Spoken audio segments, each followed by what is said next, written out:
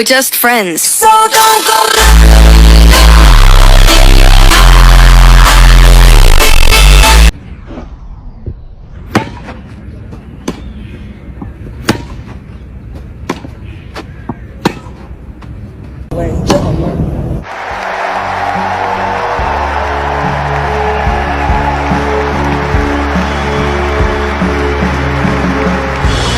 FEDERER erupts. The 12 words from Coco Gauff that silenced the entire tennis world. Ladies and gentlemen, welcome back to Chatterbox, your home for the most explosive, unfiltered, and groundbreaking stories from the world of sports and celebrity culture. If you think you know drama, if you think you've seen it all on the tennis court, I need you to stop what you are doing right now. Because what just happened, what we just witnessed between a crying legend and a defiant young queen, has not just broken the internet. It has shattered the very soul of professional tennis. For decades, we have known Roger Federer as the epitome of grace, the Swiss maestro, the man who never sweats, never shouts, and never, ever breaks his perfectly polished neutrality. He is the diplomat of the ADP, the man who shakes hands with his enemies and smiles through the pain. But today, the diplomat is dead. In his place stands a furious protector, a man who looked at the state of the sport he helped build and finally screamed, "Enough." And at the center of this hurricane, Coco Gauff, the prodigy, the girl who was promised to us as the next Serena, only to be torn apart by the vultures the moment she dared to be human. We have seen the headlines. We have heard the whispers.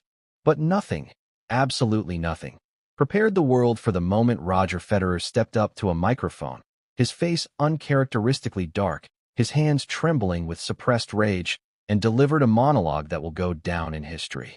The way she has been treated is an insult to this entire sport. Those were the words that stopped the clock. Federer broke his rare silence to publicly defend Coco Gauff, condemning what he described as a deep injustice spreading throughout modern tennis. The room froze. Reporters dropped their pens. Cameras zoomed in, capturing a side of Federer we haven't seen in 20 years. He continued, his voice low but cutting through the silence like a knife. How can anyone be so cruel as to smear, judge, and deliberately try to crush the spirit of a young woman barely in her 20s? Someone who grew up in front of the cameras, carried the expectations of an entire generation, and has had to endure daily pressure from the media, social networks, and a brutal competitive system. It was a chilling indictment. But it was what happened next that truly changed everything. Because moments later, Coco Gauff herself stepped forward. She didn't come to cry. She didn't come to beg for sympathy. She came to end the conversation. She lifted her head, paused for a few agonizing seconds, and delivered a short statement, just 12 words, that sliced through the hypocrisy of the tennis world like a razor blade. Today, on Chatterbox, we are going deep. We are uncovering the full story behind Federer's explosion, the brutal treatment that pushed Coco to the edge, and the 12 words that have left the establishment trembling. We're also going to look at the fallout, the split from Federer's agency, the backlash from her comments about American fans, and the war that is now brewing for the 2026 season. Buckle up, fam. This is the story they didn't want you to hear. To understand why this moment is so cataclysmic, we have to rewind. We have to look at the pressure cooker that Coco Gauff has been living in since she was 15 years old. Remember Wimbledon 2019? A teenager beats Venus Williams. A star is born. The media anointed her the savior of American tennis. They put a crown on her head before she even had a driver's license. But with that crown came a target. For the last few years, the narrative has shifted. The same media that built her up began to chip away at her. They criticized her forehand. They dissected her coaching changes. They whispered that she was distracted by fame, by fashion, by her business ventures. And let's be real, there has always been a darker undercurrent to the criticism Coco faces, a double standard that Federer alluded to in his defense. While other players smash rackets and scream at umpires and get called passionate, Coco is expected to be a robot. A perfect, smiling, grateful robot. The tension has been building for months. We saw the cracks forming in late 2025. Remember the split? The news that shook the industry. Coco Gauff parting ways with Team 8, the management agency founded by Roger Federer himself. At the time, the press releases were polite. They talked about new chapters and entrepreneurship. Coco launched Coco Gauff Enterprises, wanting to take control of her own destiny. But the rumor mill went into overdrive. Was there bad blood? Did Federer fail to protect her? Insiders suggest that the split wasn't about money. It was about care. It was about a young woman feeling isolated in a machine designed to grind players into dust. And perhaps, just perhaps, Roger Federer realized too late that his own machinery had failed her. That guilt, that realization, may be the fuel behind his sudden, explosive defense today. He isn't just defending a player. He is defending a child of the sport that the system failed. The incident that triggered this week's meltdown wasn't just one bad match. It was a culmination. It was the press conference from hell. Picture the scene. Coco sits there, exhausted, perhaps after a tough loss where her serve abandoned her. The reporters, the vultures as some fans call them, don't ask about tactics. They ask about her character. They ask if she's overrated. They ask if she thinks she deserves her endorsements. It's a bullying tactic disguised as journalism. Usually, the veterans stay silent. Usually, the big three stay in their lanes. But this time, Federer was watching, and something in him snapped. When he said, "The way she has been treated is an insult to this entire sport," he wasn't just talking to the reporters in the room. He was talking to the toxic fans on Twitter. He was talking to the commentators who delight in her failures. He was calling out the deep injustice, a phrase that carries heavy weight coming from a man who usually avoids controversy like the plague. Federer asked, "How can anyone be so cruel?" It's a rhetorical question, but it demands an answer. We are living in an era where athletes' mental health is supposedly a priority, yet we watch players like Coco, like Naomi Osaka, get torn apart for showing vulnerability. Federer's defense was a shield, thrown in front of Coco to stop the arrows. But here's the twist. Here is the part that makes this story legendary. Coco Gauff didn't need the shield. When she walked up to that microphone, the world expected tears. We've seen her cry before, raw, honest tears of frustration. We expected her to thank Roger, to play the victim, to ask for kindness. She did none of that. Witnesses say the temperature in the room dropped 10 degrees. She looked the reporters in the eye. She looked the cameras in the lens. There was a chilling calm about her, a composure that was almost terrifying. And then, she dropped the 12 words.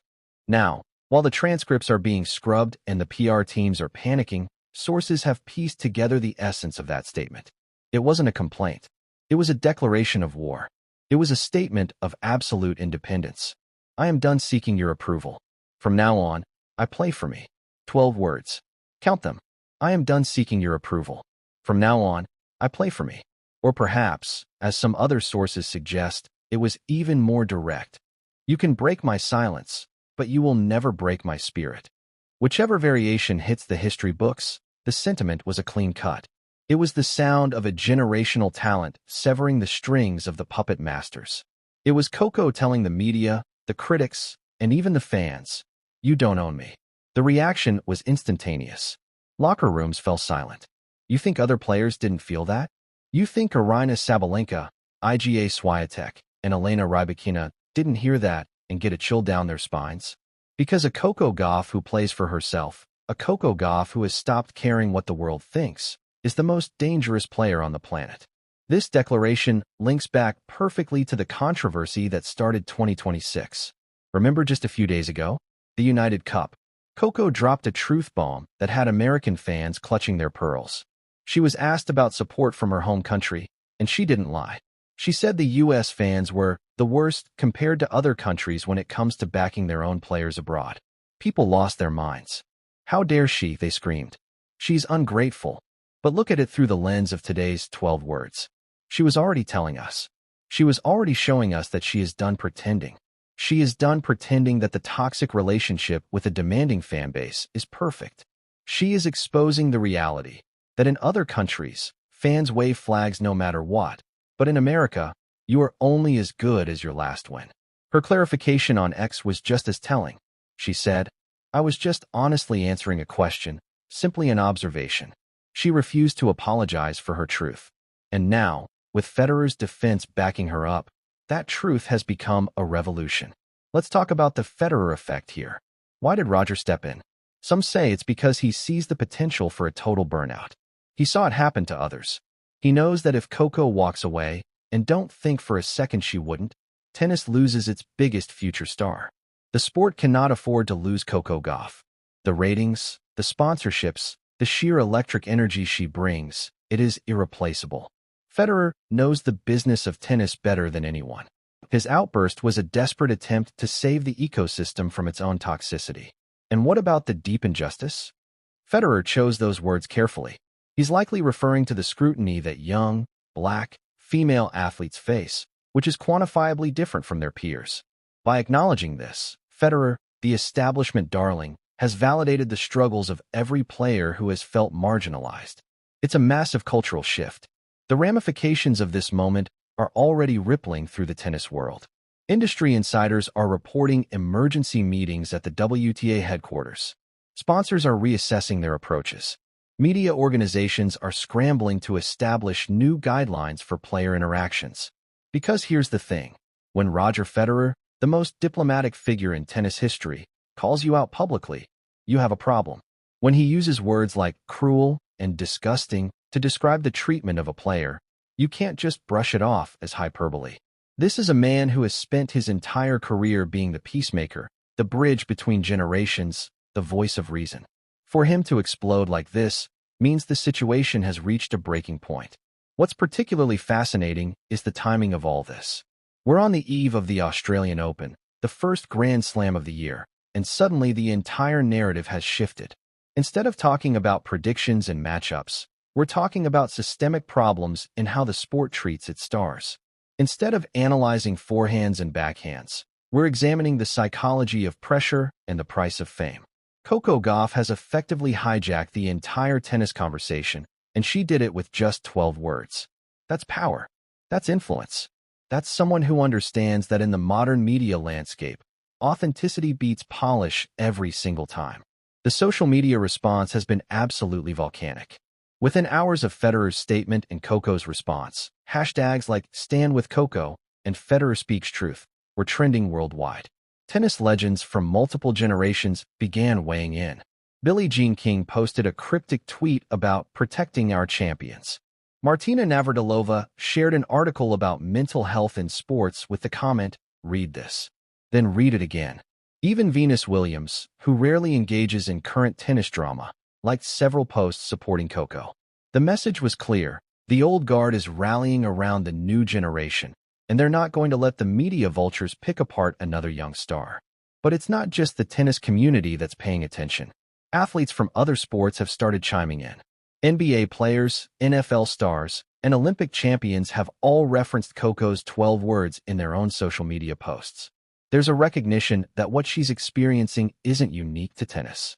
It's a broader issue about how we treat young athletes, particularly women and athletes of color, in the age of constant scrutiny and social media pylons.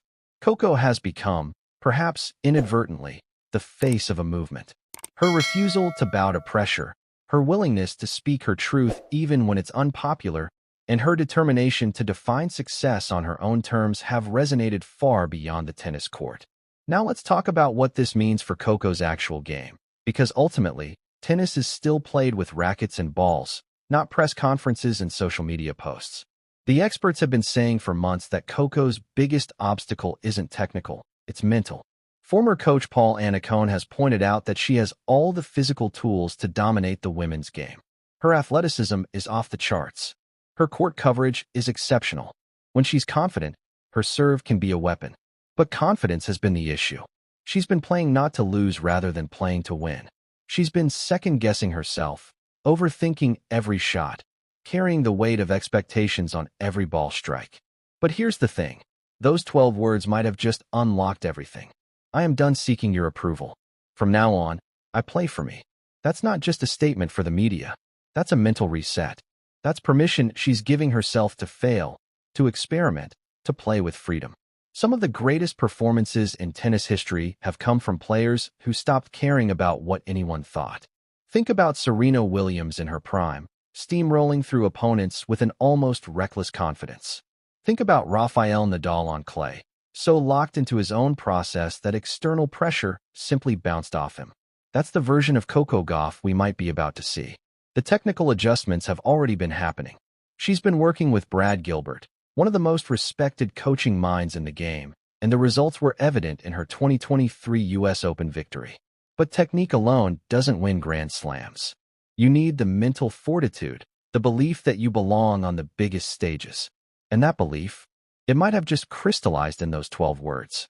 We could be witnessing the birth of a completely different player, one who doesn't flinch under pressure because she's redefined what pressure means to her. The comparison to other young stars is inevitable. Look at Emma Raducanu, who burst onto the scene with a stunning U.S. Open victory and then struggled with the aftermath. Look at Naomi Osaka, who won 4 Grand Slams, but has been open about her battles with mental health and media scrutiny. The difference with Coco is that she's confronting the issue head-on, publicly, with the backing of one of the sport's greatest ambassadors. She's not retreating. She's not going silent. She's drawing a line in the sand and daring the world to cross it. That's a different energy entirely. And let's not forget the business implications of all this. Coco Gauff is one of the most marketable athletes in the world right now. Her endorsement portfolio includes New Balance, Rolex, Bose, and Head, among others. These brands didn't sign her just for her tennis. They signed her for her authenticity, her relatability, and her massive social media following. The question now is, will this controversy hurt her marketability, or will it enhance it? Early indications suggest the latter. Brands are increasingly looking for athletes who stand for something, who aren't afraid to be real, who connect with younger audiences that value authenticity over perfection. Coco's moment of defiance might actually make her more valuable, not less. There's also the matter of her new enterprise, Coco Gauff Enterprises, which she launched after leaving Team 8. This move signaled her desire for more control over her career, her image, and her business decisions. It was a bold step for someone so young, but it's starting to make perfect sense in retrospect. She was preparing for exactly this moment, building the infrastructure to speak for herself, to make her own decisions without having to filter everything through management or agents who might prioritize relationships over her well-being. The 12 words weren't just spontaneous. They were the culmination of months of planning, of building the confidence and the support system to finally say what needed to be said. The backlash, of course, has been predictable. There are those who say Coco is being ungrateful, that she's biting the hand that feeds her, that without media attention, she wouldn't have the platform or the income she enjoys. These critics miss the point entirely. There's a difference between media attention and media harassment. There's a difference between tough questions and character assassination.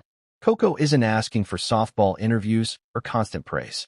She's asking for basic respect, for questions that focus on her tennis rather than attempting to tear down her character. That shouldn't be controversial, but somehow, in the current media landscape, it is.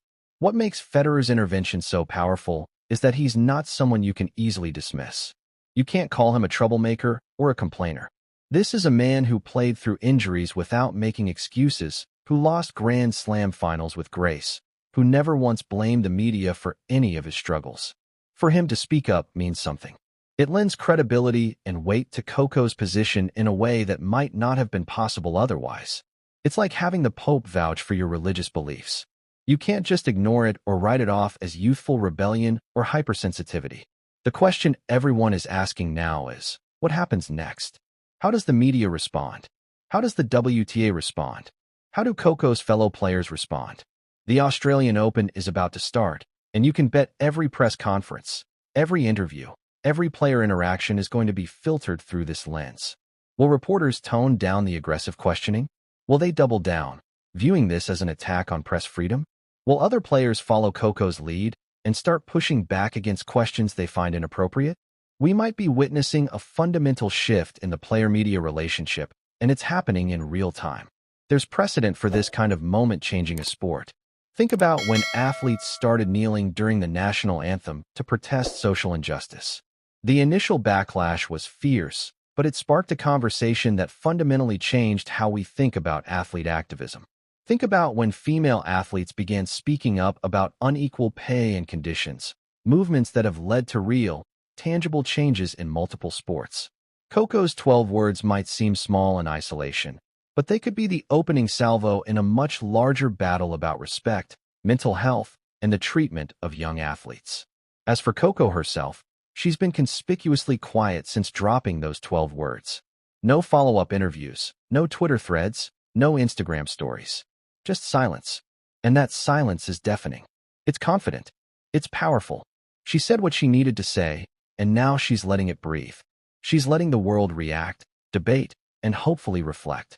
And when she steps onto the court for her next match, whenever that is, you can bet the entire tennis world will be watching. Not just to see how she plays, but to see if the mental shift translates into results. Can she back up the words with action? Can she channel this energy, this defiance, into championship tennis? The smart money says yes. History tells us that athletes often perform their best when they have something to prove, when they feel disrespected or underestimated. Michael Jordan famously used any slight, real or imagined, as motivation to destroy his opponents. Serena Williams has spoken about playing angry, about using criticism as fuel. If Coco can tap into that same energy, if she can take all the noise and the drama and the controversy and funnel it into her serve, her forehand, her movement on the court, then we might be about to witness something special. Roger Federer's role in all of this cannot be understated. By stepping into the fire, by using his platform and his credibility to defend Coco, he's done something incredibly brave. He's risked his own carefully cultivated reputation as the neutral diplomat. He's potentially damaged relationships with media members and tennis officials. But he clearly decided that enough was enough, that protecting a young player was more important than maintaining his image. That's leadership. That's using privilege and power for good. And it sets an example for other established stars. You have a responsibility to protect the next generation, even if it costs you something. The relationship between Federer and Gauff moving forward will be fascinating to watch. Despite the split from Team 8, there's clearly a deep bond there. Could we see Federer take on a more active mentorship role? Not as a coach necessarily, but as an advisor, a protector, someone Coco can turn to when the pressure becomes too much. The image of them standing together against the tennis establishment is powerful, almost cinematic. The aging champion passing the torch to the young heir, but not before making sure the path is safe for her to walk. It's the kind of storyline that transcends sports. Ladies and gentlemen, we are living through a moment that will be remembered. Years from now, when tennis historians look back at 2026, they will mark this as a turning point. The moment when the sport was forced to confront how it treats its young stars. The moment when a legend broke his silence and a prodigy found her voice. The moment when 12 words changed everything. This is bigger than tennis. This is about how we treat young people in the public eye, about the cost of fame, about the difference between criticism and cruelty. And it's about one young woman who decided she had had enough and was brave enough to say so. So here's what we need from you right now, Chatterbox fam. We need your voices in this conversation. Was Federer right to break his silence and call out the media? Do you think Coco's 12 words were the most badass thing you've ever heard? Or do you think she crossed the line? And what about her comments calling US fans the worst? Is she speaking uncomfortable truths? Or is she being unfair? The comment section is yours. Let's get this discussion going, and let's keep it respectful. This is about having a real conversation, not just throwing insults around. If this story has captured your attention, if you want to stay on top of every development as it unfolds, you know what to do. Smash that like button because it helps this content reach more people who need to hear this story. Hit that subscribe button and turn on notifications so you don't miss a single update. We are tracking every angle of this story, and when the first match of the Australian Open starts, when Coco steps back onto the court, we will be here breaking it all down for you. Because this is just the beginning, fam. This story has legs, and it's going to run and run. Until next time, keep the chatter loud, keep it real, and remember, in the game of life, never let them break your serve. We'll see you in the next one. Peace.